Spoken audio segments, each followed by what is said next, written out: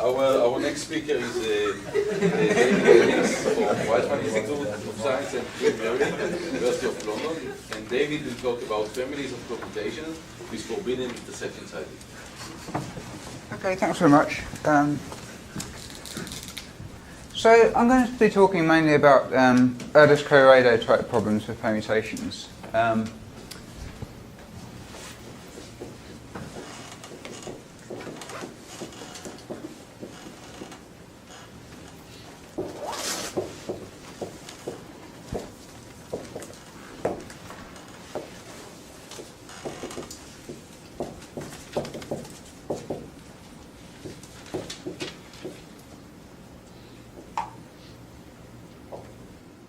And basically, this area of study started with Weizmann and Frankel in 1977. And they were interested in analogues of the Ellis co-radio theorem for permutations.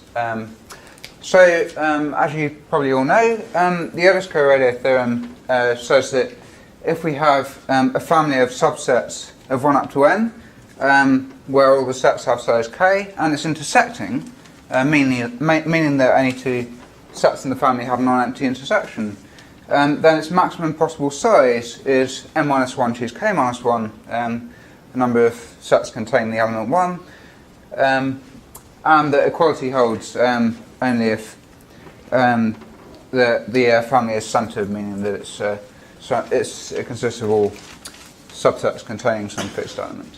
So let me just write that down. So it's the Ellis co-radio theorem from 50s. It says that if A is a family of k element subsets of 1 up to n, and it's intersecting,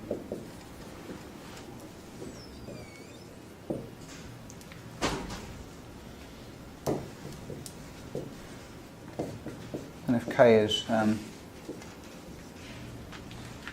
most n over 2, size of A is at most n minus 1 choose k minus 1. And if k is strictly less than n over 2,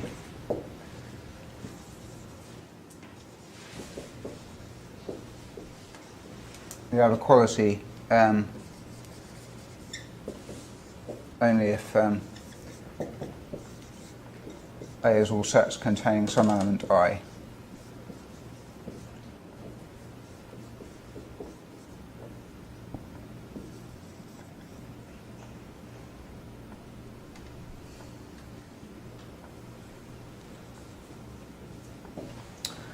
Okay. So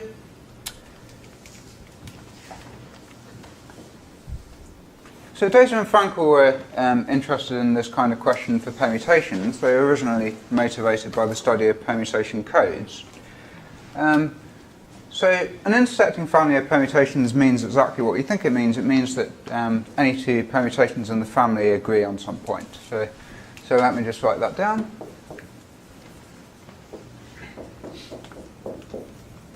So if A is a family of permutations in Sn, you say that A is intersecting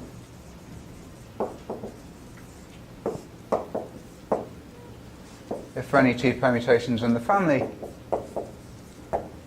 there's some point at which they agree.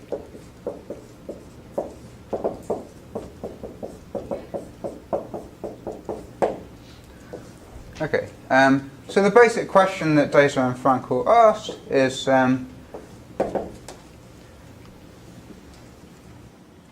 what's the maximum size of an intersecting family of permutations?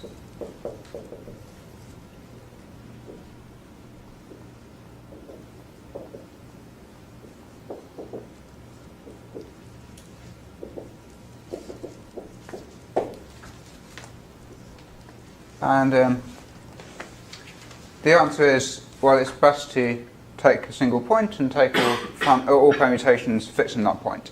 And they proved this.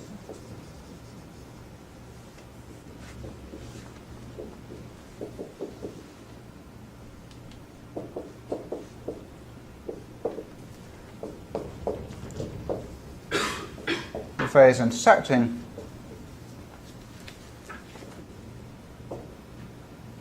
then it has size at most n minus 1 factorial. A number of permutations mapping I to I for any I. The proof was a very sort of nice direct partitioning argument. You just take a cyclic permutation of order n, an n cycle, take the subgroup generated by that n cycle, and you just observe that this subgroup is sharply one-transitive. Any two permutations in it disagree everywhere. And the same is true for any left coset of that subgroup also. So any left coset of this subgroup has this one-transitive property. Any two permutations disagree everywhere. And that means that any intersecting family contains at most one element of this left coset. Left coset's partition Sn, the n minus 1 factorial of them, therefore the maximum size of our intersecting family must be n minus 1 factorial. So let me just write that down quickly.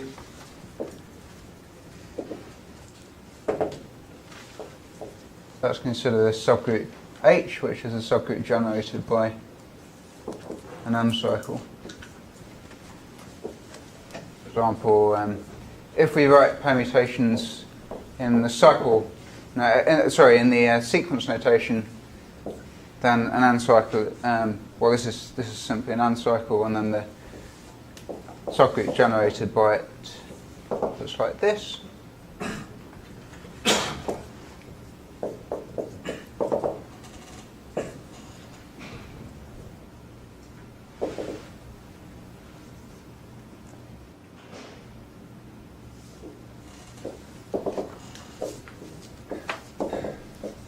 And you can see that it's a Latin square. Any two permutations in it disagree everywhere.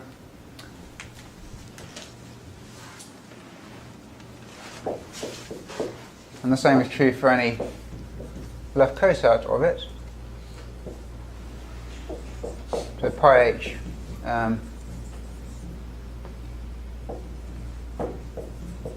has a property that's for any two permutations, sigma 1, sigma 2, and pi h.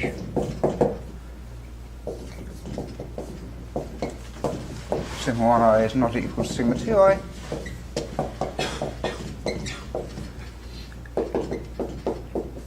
So if A is intersecting,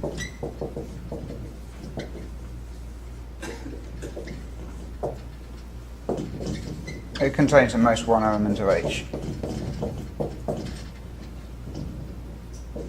And a pi h for any pi. And so summing over all left cosets, we get that the size of A is at most n minus 1 factorial. So, as I said, equality holds in this theorem only if A is of the form all permutations mapping I to J for some fixed I and J. Only if the family A is a coset of a stabilizer of a point. This turned out, though, to be quite a lot harder to prove than is usually the case with such theorems. Dozer and Frankel actually couldn't prove this, although they conjectured it. But it was first proved by Cameron and Koo in 2003. And different proofs were then given by various other authors.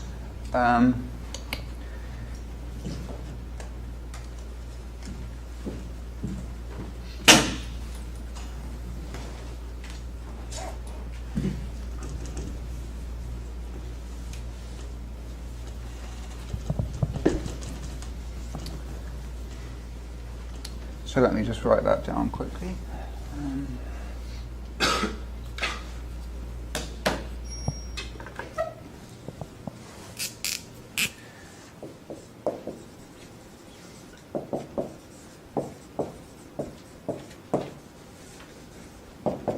So equality holds only if A is what we call a one coset just means a coset of a stabilizer of a point.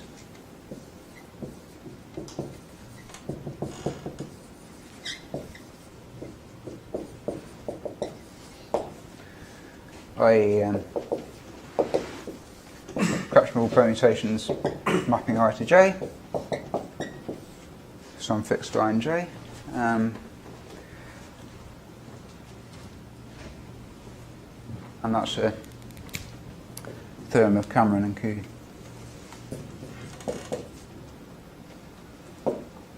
And also slightly independently and slightly later by LaRose and Malvenuto.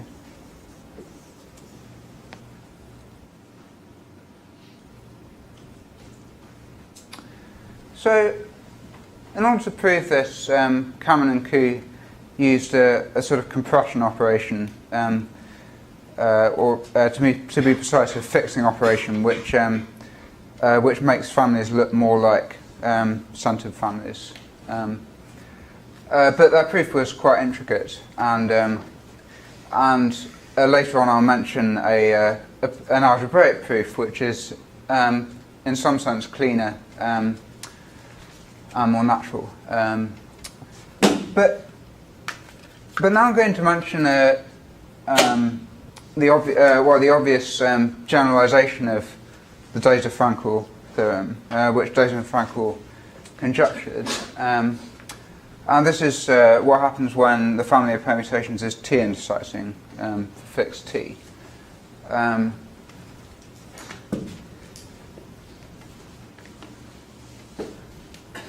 So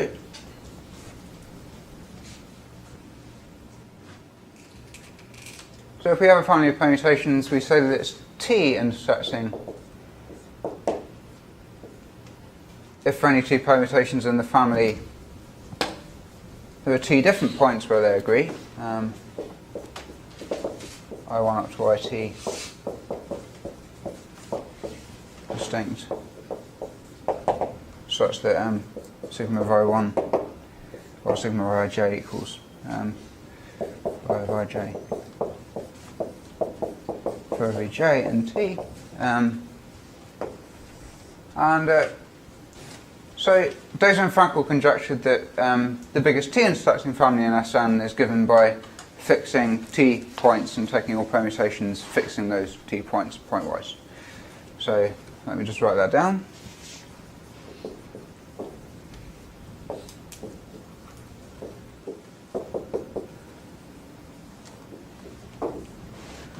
They conjecture that if A is T intersecting,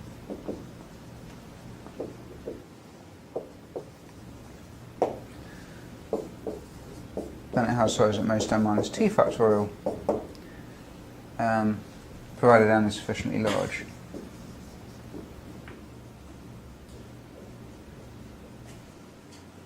Depending on T. And they also conjectured that equality holds only if A is what we call a T coset of Sn, and that just means a coset of a stabilizer of T points.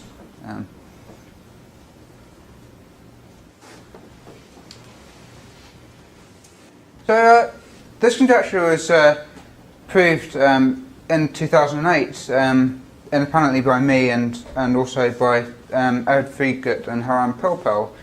And we used pretty much the same proof strategy. We actually wrote a joint paper. It's the strategy of the proof is algebraic.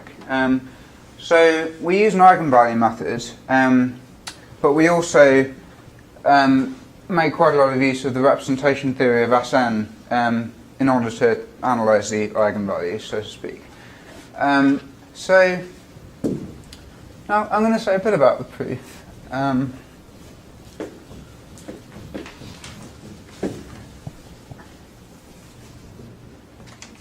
For small values of t, like 2 or 3, can't you take the same strategy as Just Yes. a subgroup which is too transitive, free transitive and its concepts, and it would work, right? Yeah, so I should have mentioned that. That's a good point. So yeah, Deja and Frankel actually observed that you can prove this conjecture when t equals 2, whenever n is a prime power, and also when t equals 3, when n is 1 more than the prime power. Because for these values of n, there are sharply 2 transitive subgroups of Sn and sharply 3 transitive subgroups of Sn. But there aren't any sharply 2 transitive subgroups of Sn for any larger values of t except trivial ones, n and n minus 1. And so this proof strategy, it certainly can't work with subgroups. Now it's not impossible that it might work with subsets when t is large, but we know that when t is 2, for most values of n, there aren't sharply transitive 2 subsets either, and there certainly aren't transitive subgroups. So yeah, it's a good question. That's in many ways the first proof strategy that one would try when confronted with this conjecture. But but it turns out, unfortunately, not to work except for a few small values of n and then for t equals 2 and t equals 3. If you want to just asymptotics even up to 1 below 1, you could do it with sets with random.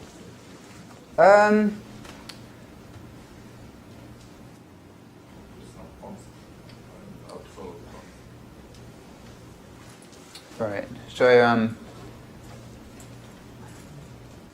you're saying that for any fixed t, there's a sharply t transitive subgroup of size 1 minus little 1 times. No, I don't care about it to be exactly t transitive. It can miss a few. Right. Okay. You could get. If you just want to know that that's a right asymptotic, Yeah. I don't. I'm not sure about that actually. You may well be right, but I'll have to think about it. I'm not familiar exactly what the existence results are for almost t transitive subgroups. Did you know what they are exactly? Or? Well, it doesn't matter.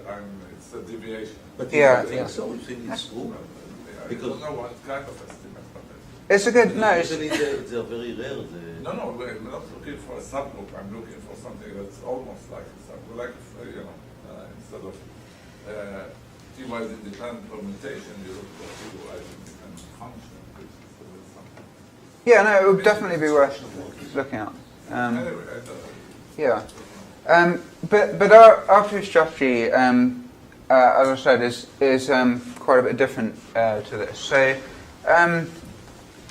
the basic sort of eigenvalue result for proving extremal results is Hoffman's theorem. So this is quite an old theorem, but basically it gives you a bound for the maximum possible size of an independent set in a regular graph in terms of the minimum eigenvalue of its adjacency matrix. So this is Hoffman's theorem. It says that if G is an inverse X,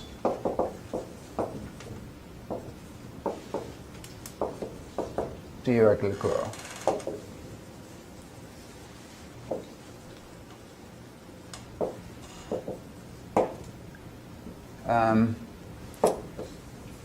Whose adjacency matrix has eigenvalues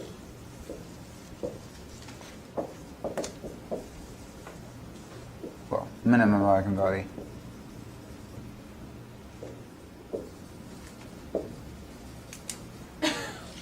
Lambda n, then if S is an independent set in G,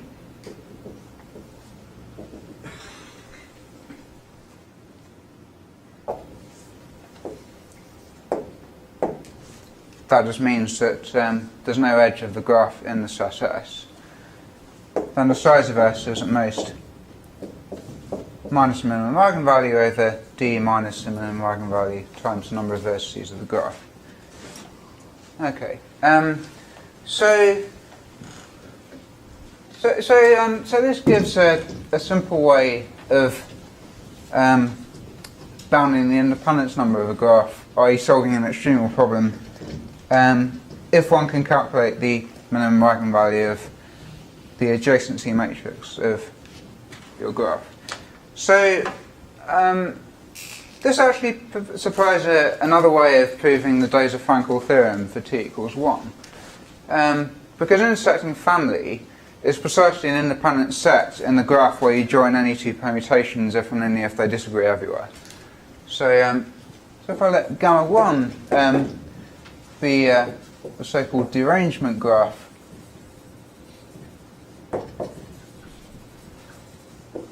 on Sn, meaning that its vertex set is Sn and said set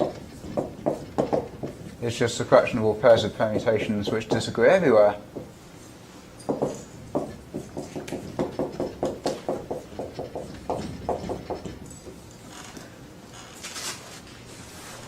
Then,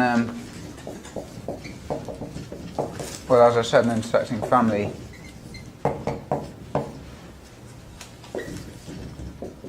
is just an independent set. And it turns out that the derangement graph has minimum eigenvalue minus the number of derangements of n divided by n minus 1, which is exactly the number you need to get n minus 1 factorial in the Dozer-Fraenkel theorem. So this fact is actually slightly non-trivial to prove. It was first proved by Paul Ranton, in 2007, early 2007, and different proofs were then found by some other authors as well. But this relies on some representation theory, and so it's natural to try to use the same strategy with the general T version.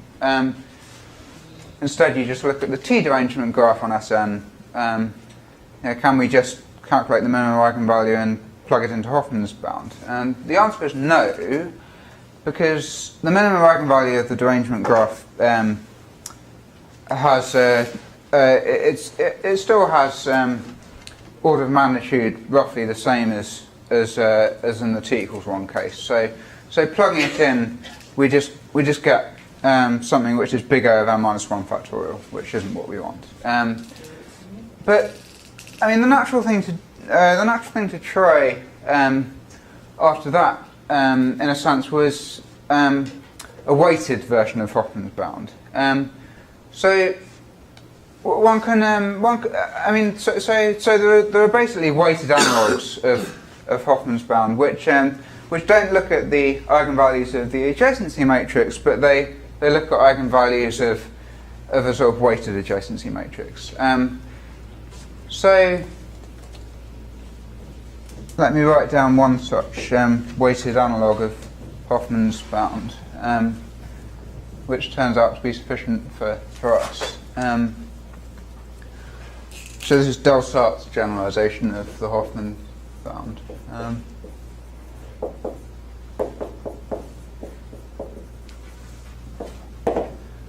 So this just says that if G is an n vertex graph,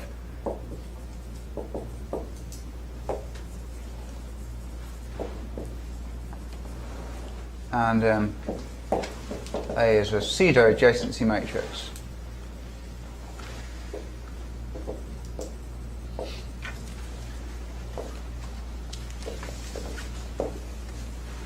for the graph G.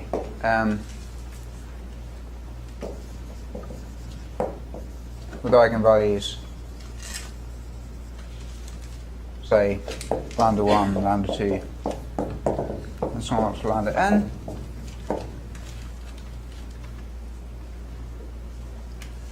And with the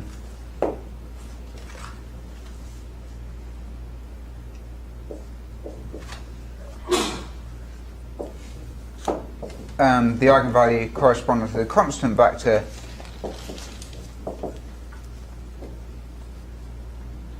being lambda constant,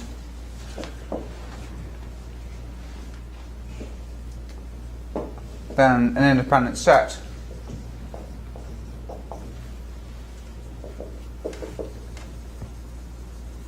satisfies this bound. The size of S is at most minus lambda n over lambda constant minus lambda n times the number of vertices of the graph. So in order to... What is remind? I'm just going to write that down. So a pseudo-adjacency matrix is just a symmetric matrix which has 0 entries on the non-edges and any number you like on the edges, and which has the all ones vector as an eigenvector. So I'll just write that down. So G is a graph.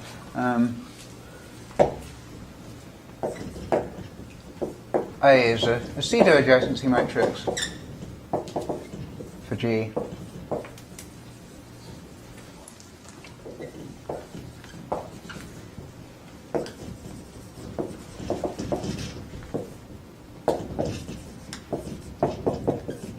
If it's symmetric,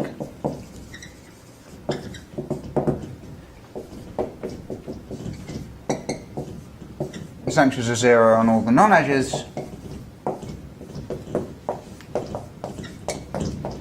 and all the row sums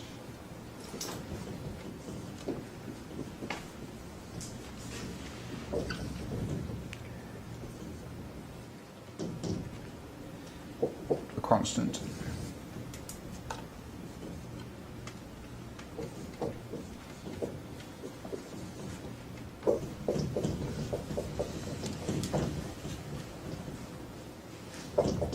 Okay, that's just equivalent to saying that the all ones vector is an eigenvector of the matrix.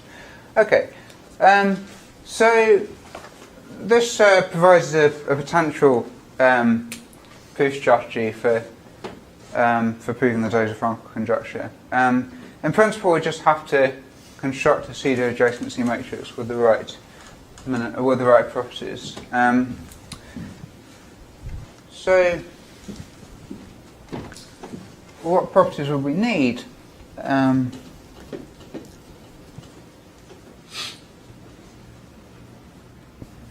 somehow one of the key idea here is that a constant eigenvalue is not the top eigenvalue. Would you agree with that? Sorry? So the lambda constant is not necessarily lambda 1. No, it isn't, but not necessarily. But in our case, it actually is. So we could think of lambda 1 as being lambda constant, if you like. It's not necessary, but yeah. So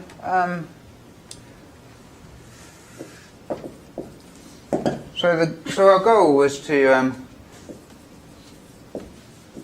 construct a matrix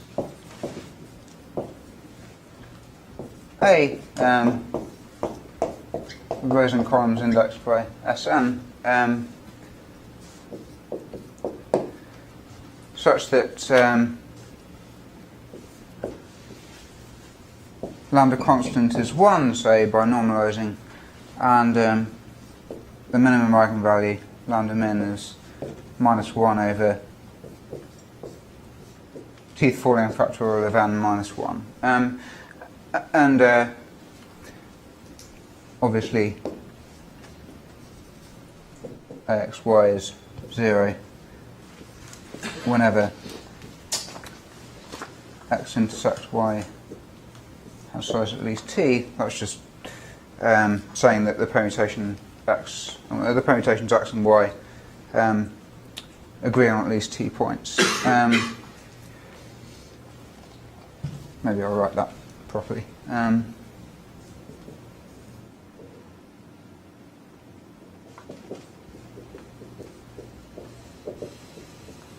Maybe here I use Greek letters instead. So,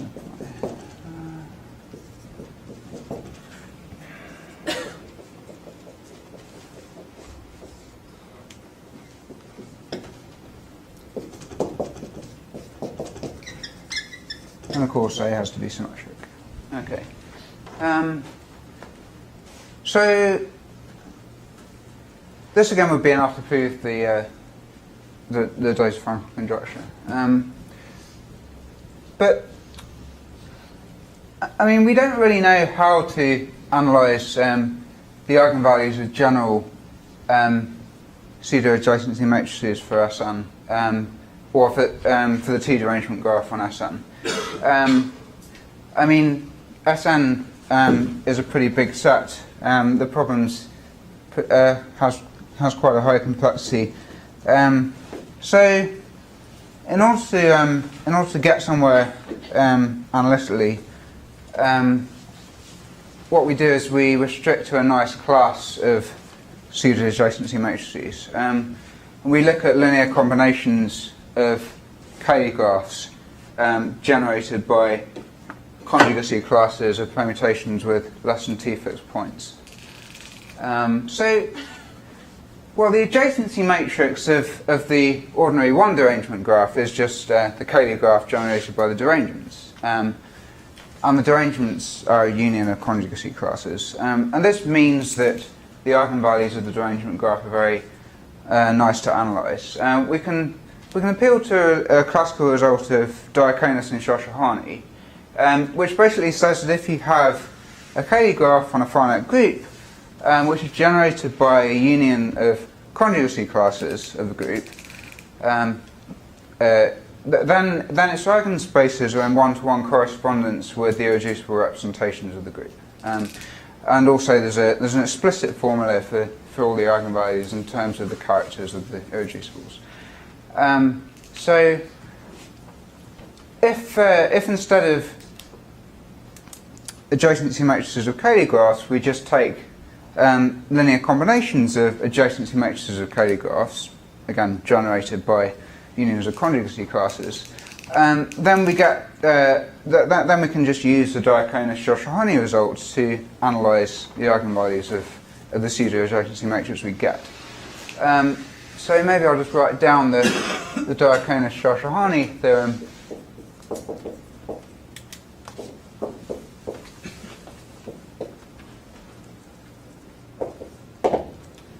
So let's let gamma be a finite group, or G be a finite group.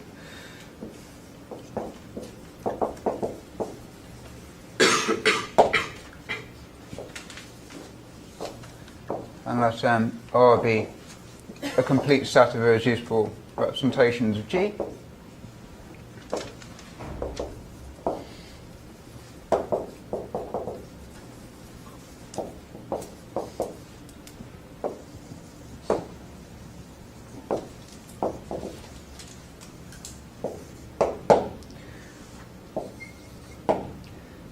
Now let X the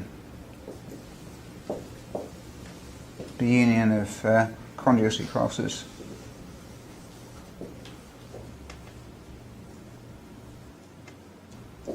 of G, and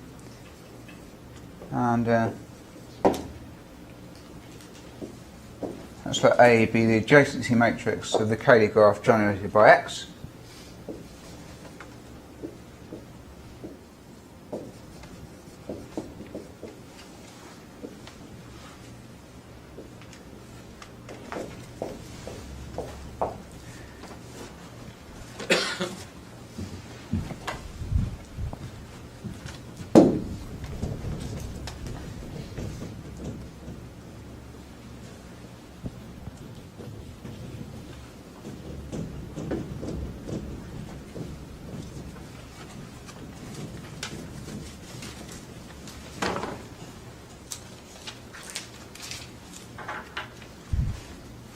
Then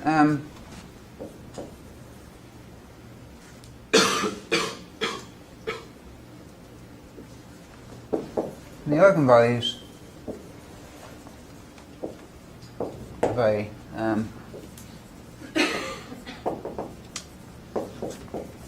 precisely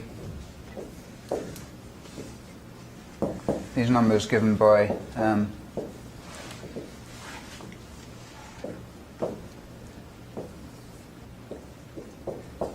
this formula. So for every irreducible representation rho, we have this eigenvalue lambda rho, which is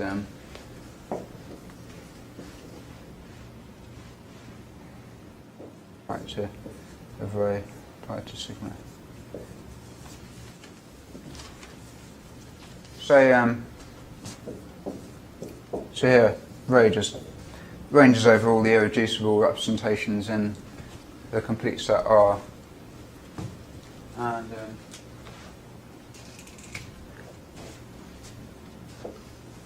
so this gives a complete description of all the eigenvalues. So this is this is a strategy we use, and we end up having to use some representation theoretical limits in order to guarantee that we can get the eigenvalues that we want.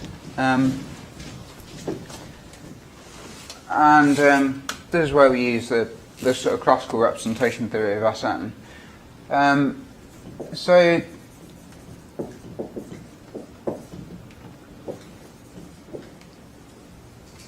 there's a very nice description of the irreducible representations of the symmetric group. There's an explicit one-to-one correspondence between them and the so-called Young tableaus. So a Young tableau of a partition is just a diagram of left justified boxes where the ith row of the diagram corresponds to the size of the ith part of the partition. So this for example is the Young diagram corresponding to the partition 5, 3, 2, 1. And that's a partition of 11. That's how we write that something is a partition of something else. And so for every partition of n, we have an irreducible representation of Sn called the Scher module, and the character of this representation is very well understood, and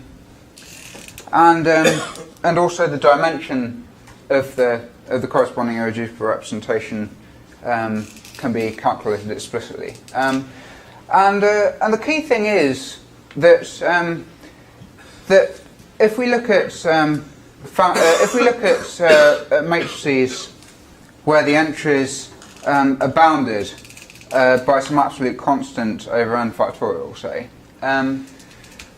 then the eigenvalues corresponding to high-dimensional representations are automatically very, very small in absolute value. Very, very small indeed. This is kind of similar to a trick used by Sarnak and Zhu and independently by Gowers. They basically observed that if you have a finite simple group and the smallest non-trivial irreducible representation of the group is fairly large in dimension, then an eigenvalue of a Cayley graph, since it has to have multiplicity at least the dimension of the irreducible, it can't actually be very, very large. So we actually use a stronger version of this because we're dealing with normal Cayley graphs. We can strengthen the bound quite a lot. But anyway, the idea is that basically the irreducible representations of fairly high dimension, while the corresponding eigenvalues are very, very small, provided we have some boundedness condition on the matrix. And so this basically means that we can just deal with low-dimensional irreducibles of Sn. Just deal with those eigenvalues.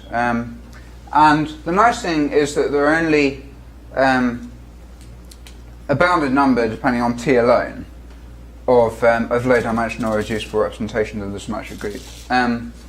They correspond to Young diagrams either with first row of length at least n minus t, or with first column of length at least n minus t.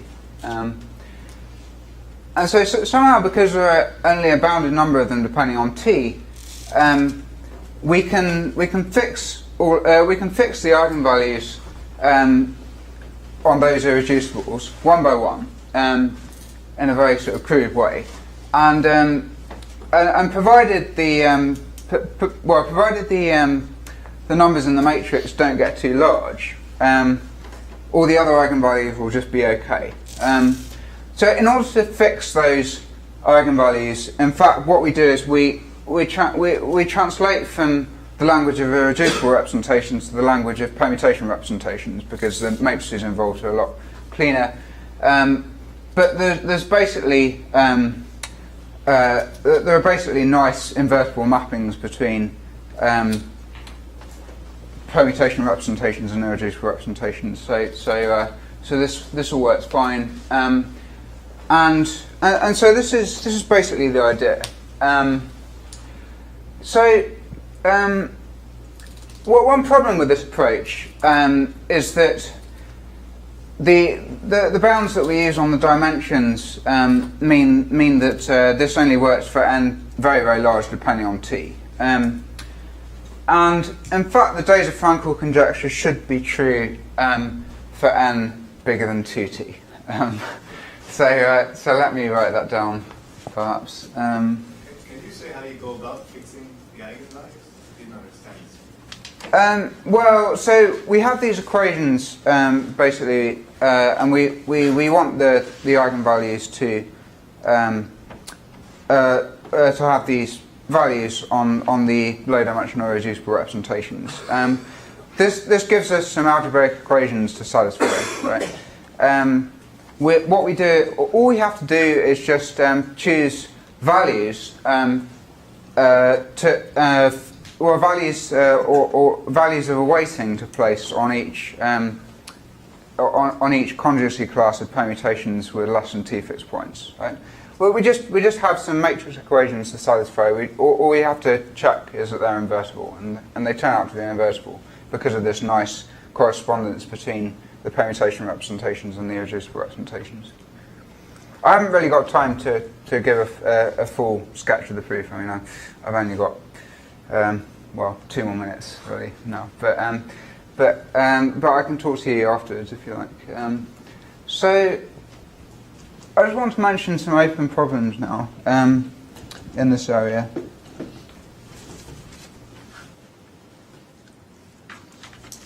So first of all, there's this general conjecture on T intersecting families of permutations.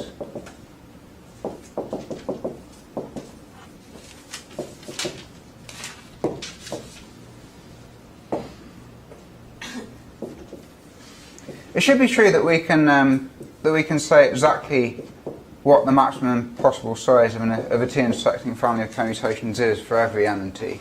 There are these very natural families of permutations, and one of these should win. So these permutations are these families of permutations are just fractional rule permutations such that sigma has at least t plus I fixed points in the numbers 1 up to t plus 2I.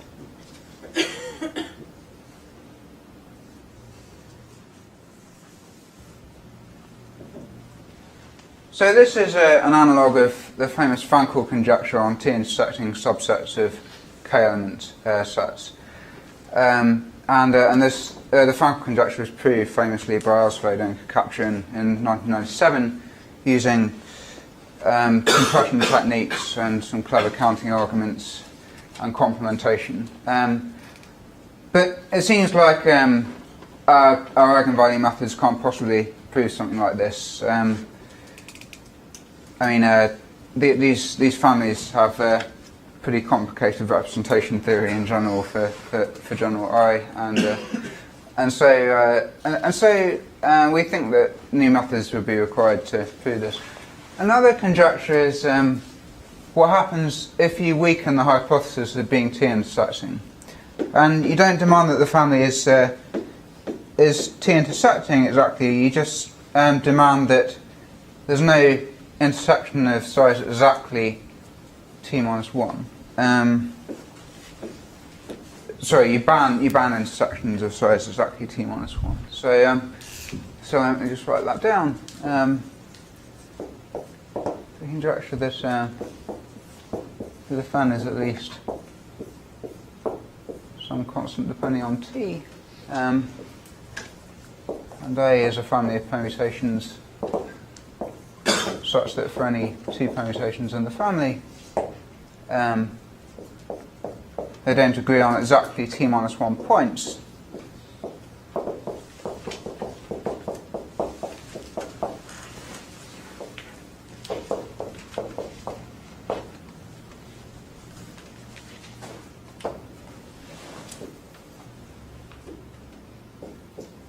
Then we have the same boundaries in the Döser-Fraenkel conjecture. So this is open for general T. It's true for T equals 1 just by the Döser-Fraenkel theorem.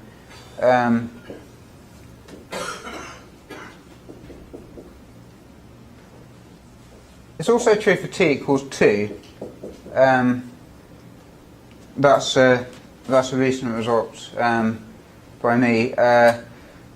And this uses an eigenvalue proof to prove an approximate result, and then rather a convoluted stability analysis to deduce an exact result from the approximate results.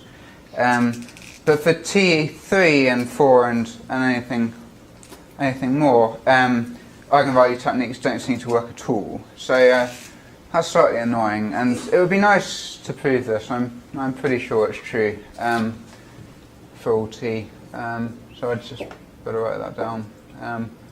My conjecture from this year, and I guess that's probably a good place to stop.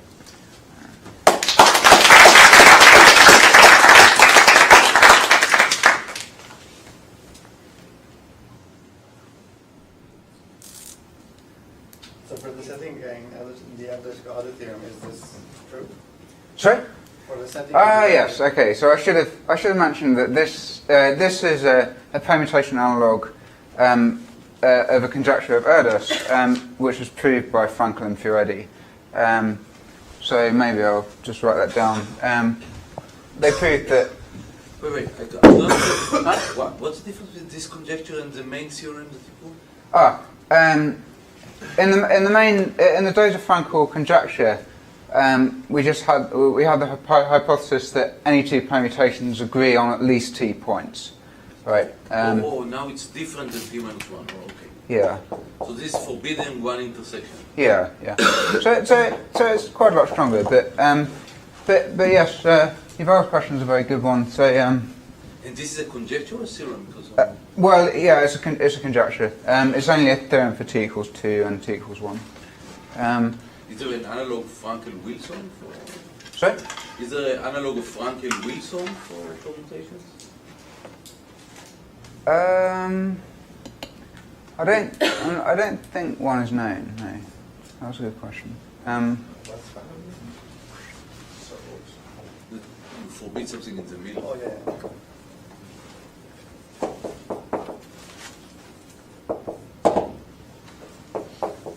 So this isn't perhaps as well known as it might be.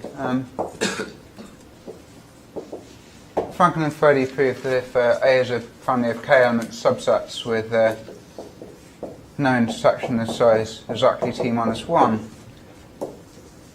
then, provided k is at least 2T and n is sufficiently large,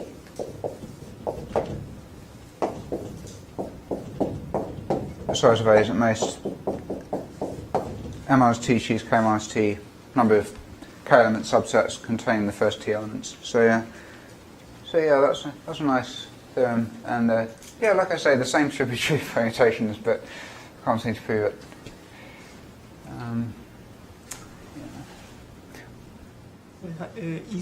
In the case of one intersecting families, the simplest case, is it possible to recover the form of the optimal solution that saturates the bound purely spectrally, like looking for, I don't know, at the smallest eigenvector or something like that?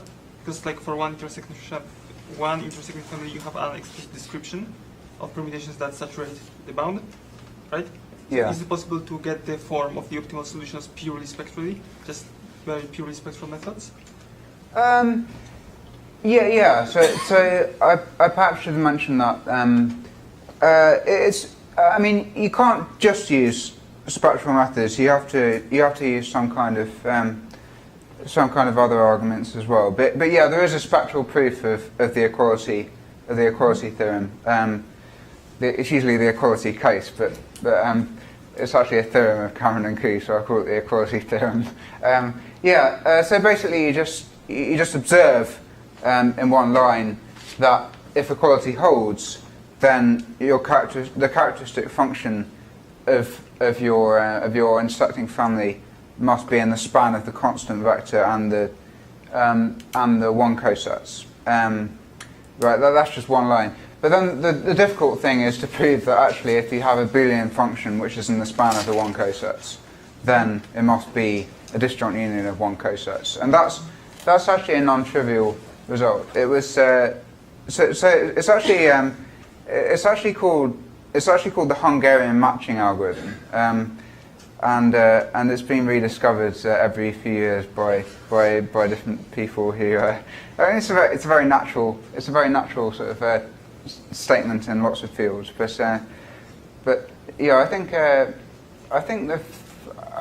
can't exactly remember who the first person to prove it was. I seem to remember it was in the 19th century. Can you remember, IB? I don't. Yeah, I think it was even earlier. I think it was someone in the 19th century. So, yes, that's right. Yeah. So Evergary was one of them. So actually, yeah, you're right. There is possibly the nicest proof of the equality case is a spectral proof, but it requires this lemma, which is not trivial to prove. The nicest proof of it probably uses the Birkhoff von Neumann theorem on one stochastic matrices, together with linear programming duality. So yeah, okay. So this conjecture on the left, maybe you said, but I didn't notice. Do you think it might be provable just with the same, similar arguments such as Alsfeld? Well, I had to think about that, and I don't think so.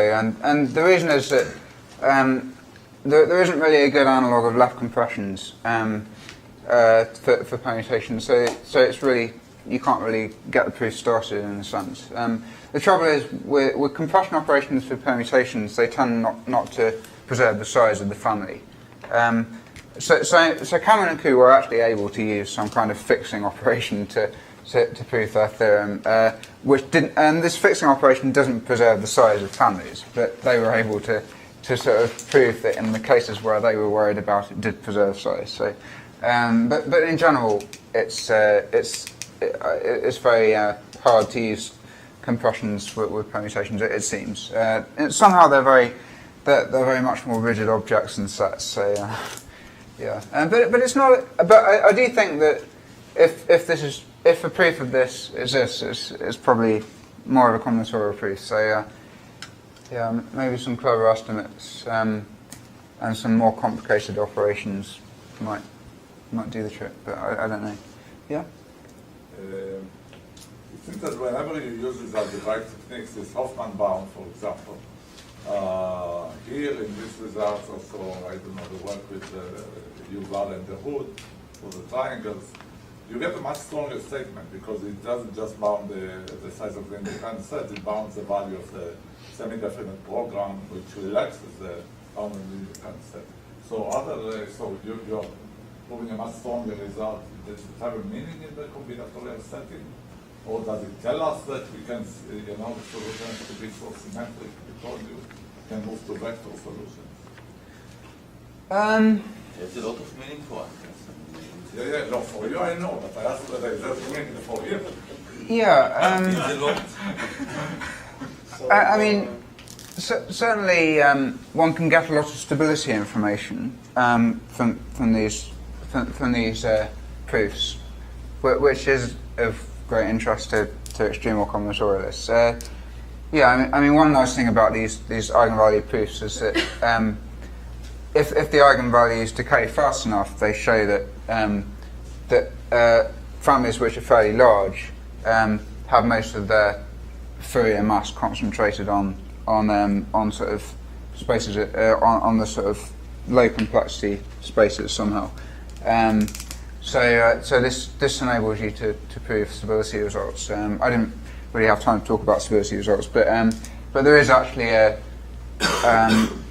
there is actually an analog of the Hilton-Milner theorem for T-intersecting families, which I proved in 2008 as well, using these sort of stability arguments. So yeah, I mean, they do give you a lot of information. I don't know. I haven't actually thought about what other information they give other than stability information.